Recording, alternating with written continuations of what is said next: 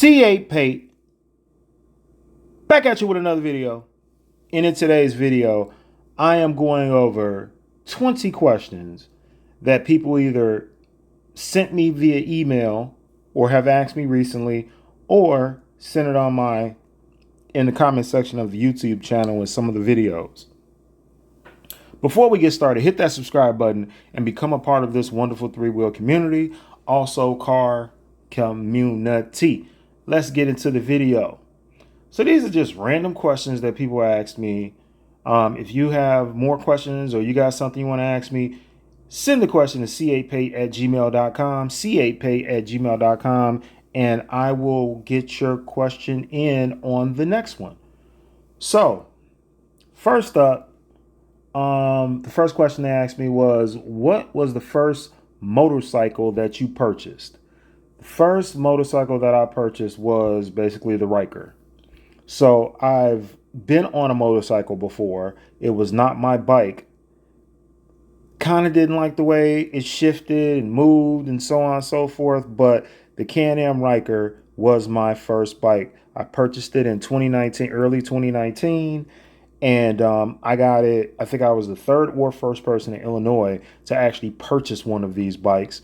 So I got it when it first came into the dealer. I went there to originally purchase a 2010, I believe it was a 2010 or 2012 Can-Am Spyder. And I saw the Ryker, fell in love with it. That's the story. Next question. What do you like about the Ryker? What I like about the Ryker, check these cats out right here, man. They just doing it big, right? But going back to the question, what I like about the Ryker, I like how quick it was. So I have to go back to the beginning. What I liked about it in the beginning when I first got it, I liked how quick it was. It's not really fast. It's quick. It has such a quick, torquey takeoff. That's what I liked about it. And when I first originally got it, since nobody really had it, I loved that it came in all black. Oh man, that did it for me. That thing was like the Batmobile. So that's what I liked about it. Question number 3. What do you like about the Spyder? The Spyder, I like the comfort of the Spyder. On a long ride, I'm 6'1", 225. So I'm not a small guy, as you can see from the photo over here with my friends, Irv, Beth, Keith. I'm over to the right. I'm not a small guy, 6'1", 225. So I just like how big the Spyder is and how comfortable. Man, I basically lay down and go to sleep on that thing. You know what I mean? When I'm riding down the highway. But no, I have a good time. Question number 4. What do you hate or dislike about the Ryker? I can't really say, like, if you look at the one that's on the screen, shout out to my boy Rudy.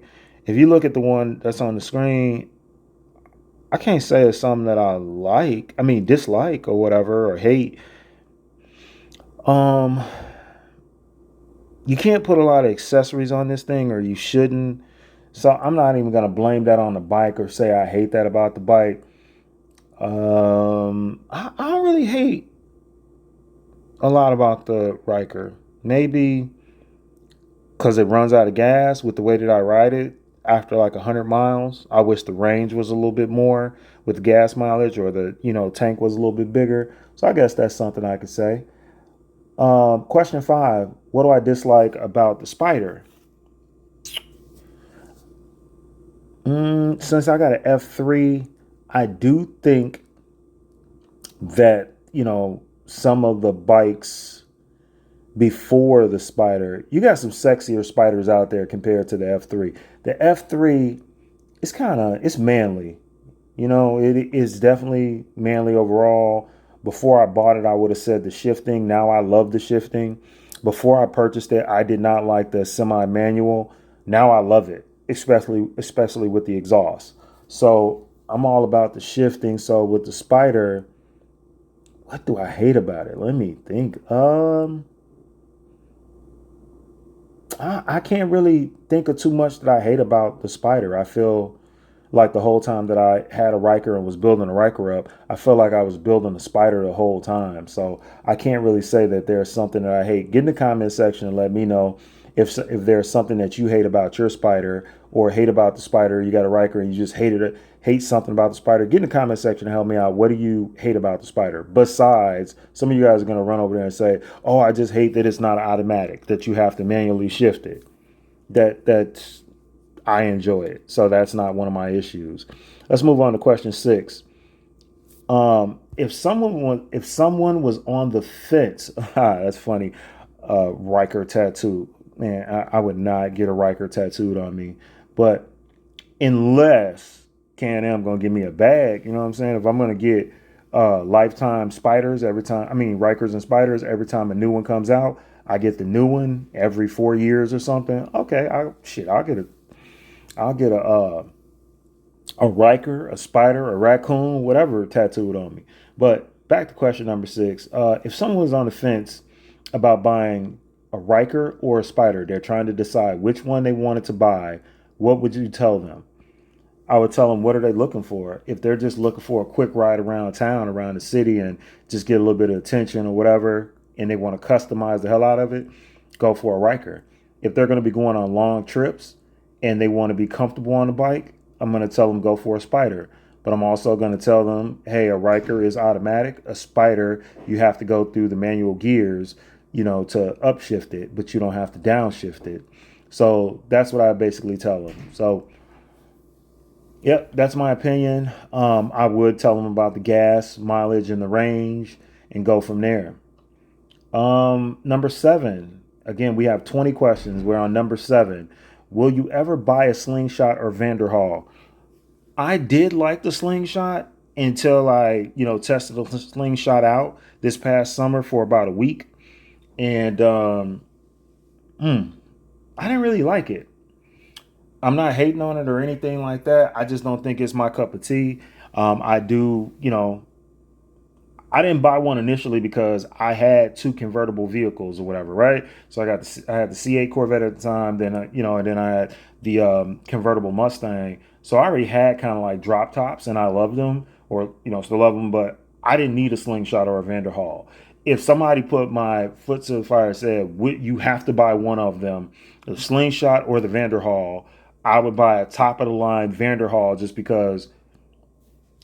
I don't know. The Slingshot's bigger, and I'm a bigger person, so I think that I would fit better in the Slingshot, but I think I'd probably have more fun in the Vanderhall. And yeah, I would get like a manual Vanderhall, so I think I would enjoy that. But that's just me. But I don't have to have either one. So unless I'm getting it for free, I'm not just going to go out and buy a Slingshot and a Vanderhall. I didn't even like the way that the Slingshot was shifting. Moving on to question number 8. What is the fastest you've gone on your Spyder and Ryker? So the fastest that I've gone on my Ryker is 111. Maxed it out, tapped it out, 111. The fastest I've gone on a Spyder, if I'm not mistaken, I think it was 123. Yes, I think the fastest that I've been on a Spyder was 123. Now, I don't know if that maxed it out. I just know I got up to 123. I'm going fast as hell. I just cut it back down, but that's the fastest I've ever been on it. Get in the comment section and let me know what's the fastest you've gone on your Spyder. Number 9, have you ever gotten a flat? So yes, I did get a flat. I didn't get it on my Spyder. I got a flat on my Ryker, and it was the back tire. And I think the tire, I was, probably doing all types of burnouts and this and that. So the tire was going to go at some point. But I think I did something goofy with that. If you ride it like normal, I'm not riding through alleys and going through a bunch of nails, screws, and glass or whatever. So I don't usually get flats in my cars. What I did notice is that people that get a lot of flats in their cars, they get a lot of flats on their Rikers and Spyders. I did notice that. Move on to question number 10. Have you ever broken down on the road? Yeah, so this is my actual Ryker that you see on the screen. I've refreshed it since then, but I definitely did get a flat. I'm sorry, I definitely did break down, and it was because of the lights. anytime that I've had a problem where I broke down on the Spyder or the Ryker, it was usually my fault. It was some type of accessory light or something that I put on it that burnt out or went out or whatever. If I just leave the bikes and just put a little something on them, I would not even have problems with these bikes. I only have problems with these bikes because I do the most and put all this extra stuff on them. That's my opinion. Let's go on to question number 11. Have you ever had a motorcycle accident? No, I have never had a motorcycle accident, and knock on wood on that. And I don't plan on having a motorcycle accident. I know accidents do happen, but I've been riding basically since 2019 on these three-wheel motorcycles, and I have not experienced an accident yet. Thank God. Question number 12. Hilarious. Have you ever tried doing tricks on your Riker or your Spyder? So again, maybe that's the reason why I haven't had an accident. No, I don't really do tricks on them. Now I will tell you, if I'm on my Spyder and I'm on a long ride, I will basically like damn near lay down on the thing and just get comfortable, but not too comfortable, right? As you can see right here, this is about the most type, this is about the trick that I'm going to do. I'll sit on my back seat and I'll ride my bike for a second or something, but it's real easy for me to get to that break. But I don't really do a lot of tricks. I've seen people on their Spyders stand up in the seat with 2 feet and then hit the throttle and go fast and this and that. I haven't done that yet. I don't think I have the courage to do that yet. Next season, I'm going to try to make sure that, this past season, 2024, I felt like I wore my helmet 70% of the time. Next season, I'm going to try to get that up to 80% of the time, even when it's hot out. So I'm going to keep trying to wear my helmet as much as I can, just because it is about safety with these bikes. I don't want to fall off, have an accident, so on and so forth. But yep, I'm going to try to wear my helmet more. So hopefully that answered that question. What are your top three accessories to put on that? What are your top three accessories that you would put on a bike if you were starting? So if it was a Ryker, first and foremost, if I had to start it all over. Okay. So I would go music. I would go storage, some type of storage, music, and storage on a Ryker, music.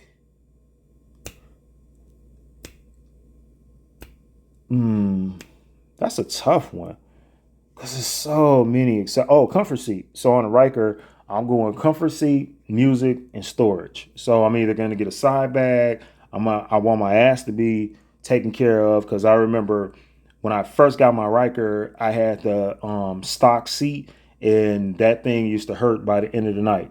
So if I'm going to start, I'm going to start all day with a seat, some type of storage.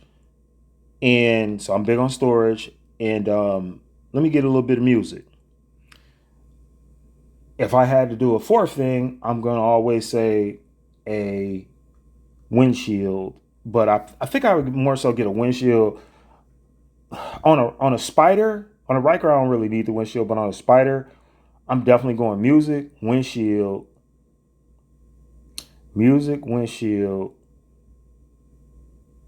and some type of upgraded wheels, right? And I know that sounds petty, but yep, I would have to upgrade the wheels on my, if I'm getting the F3 or getting the Spyder, wheels, windshield, music. For Ryker, storage, music.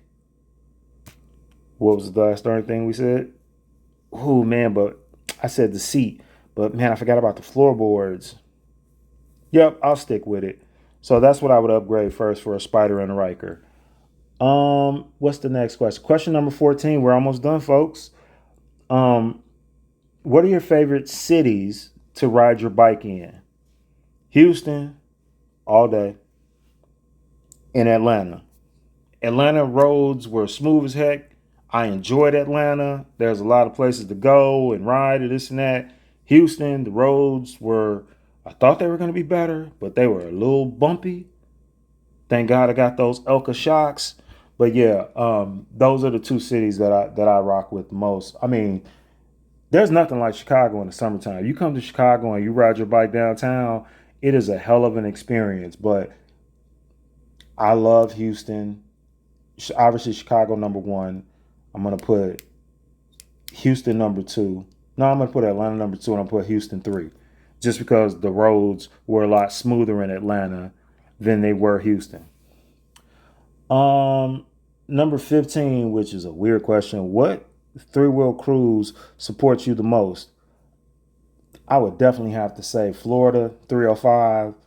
Since the start of this channel, Juju, Howard, just all these, they definitely by far, whether they've shot videos out to tons of people on different platforms, they've spoken about me a lot. I would definitely, I'm in Chicago Riker Riders, and I would definitely say that, Florida has supported me more than any crew, including my own crew.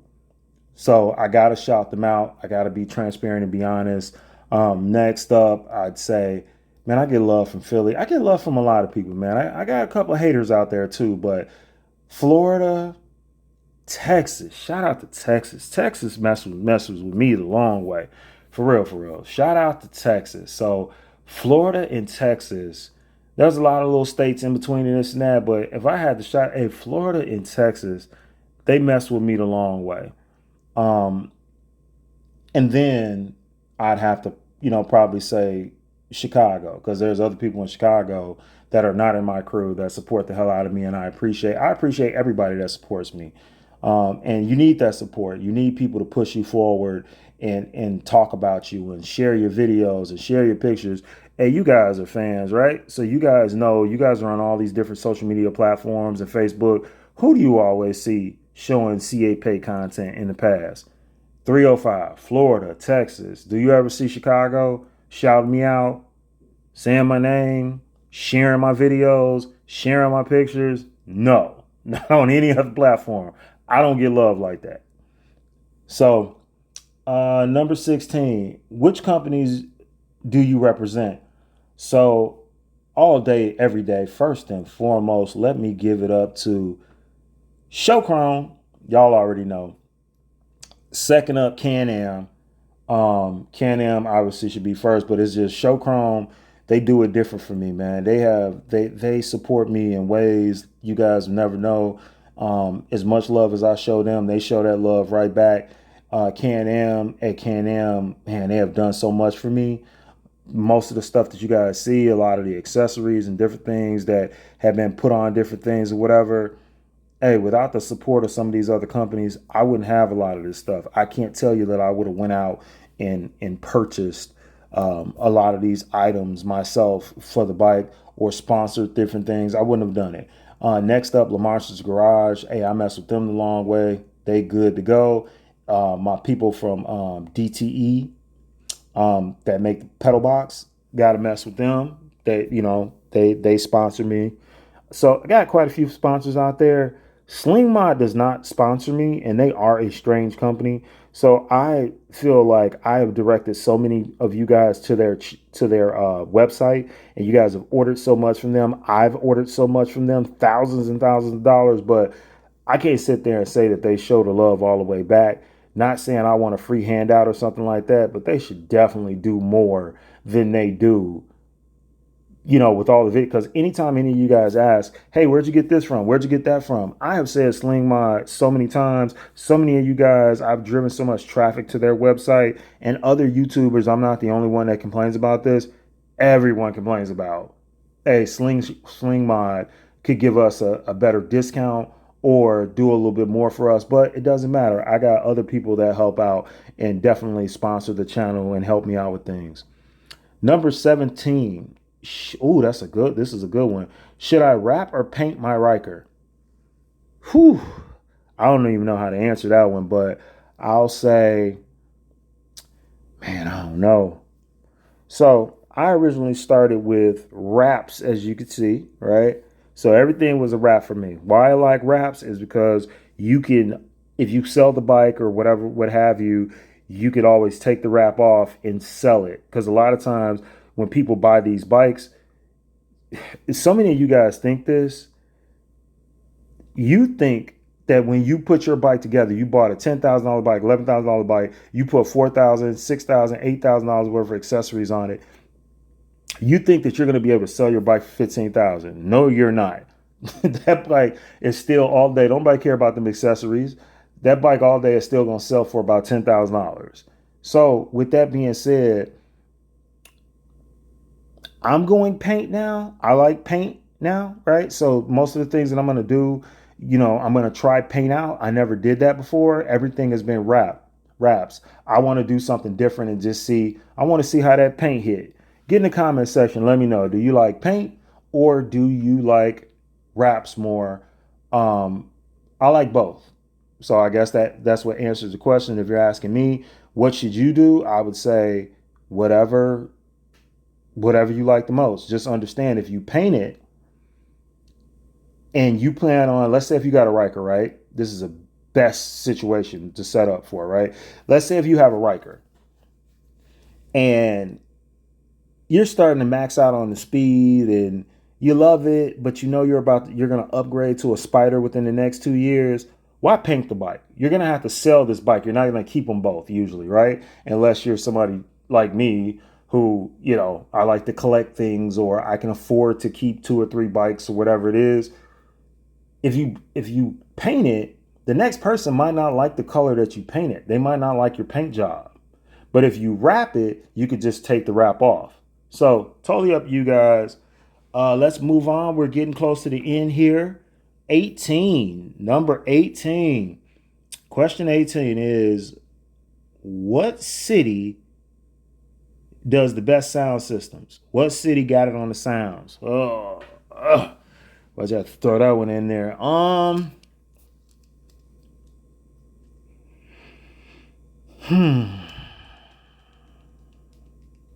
I think I'm going to have to give it to Philly.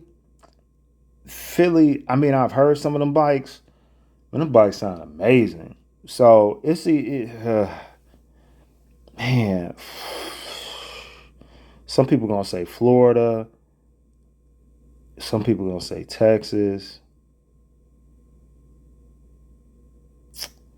I'm going to go Philly. It's definitely not Chicago. Chicago ain't got it on the sound. Not like that. Not like some of these other cities doing it. So I can admit that. But I think Philly might have it on the sound. They probably have the best people. Baltimore, they decent too. They got the best people out that way that really know how to give you that volume, but also that clarity. Number 19, which city has the best looking bikes? Man, these questions are getting tough. I'm glad this is getting close to the end. I'm going to have to say,